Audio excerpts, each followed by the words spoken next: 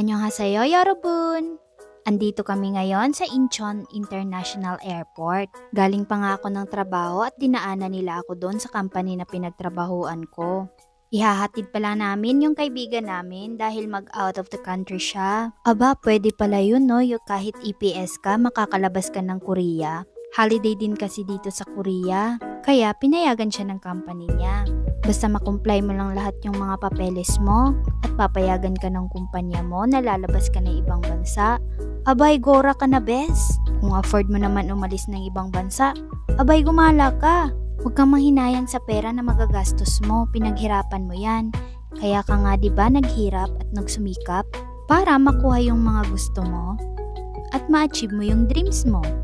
Anyways, malaki talaga tong Incheon International Airport. Kung hindi mo kabisado ay mawawala ka talaga guys. Kaya nung umuwi ako ng Pinas, first time ko kasi umuwi, nagpahatid talaga ako. Kasi nga, hindi ko pa kabisado yung airport dito. Chinek mo muna namin yung luggage niya bago siya mag-check-in. Dahil pag nalagpas yan, naku, ang mahal pa naman ng per kilo dito. Dito na nga pala kami dumaan kasi nga napagod na akong maglakad.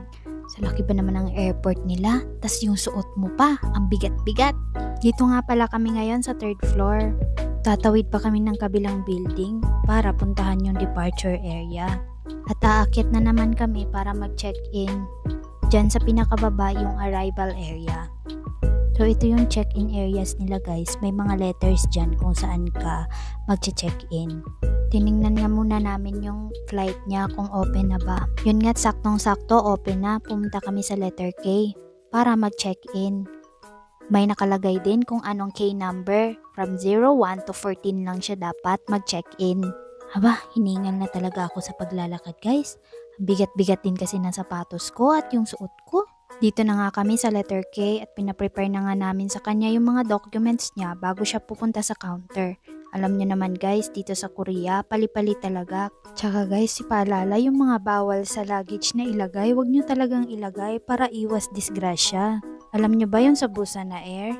Dahil sa battery kaya nasunog yung eroplano. Buti na lang wala talagang matay. And lastly, paalala, bago magbiyahe, dapat ay magdasal muna para samahan ka ni Lord sa iyong biyahe. O siya, hanggang dito na lang.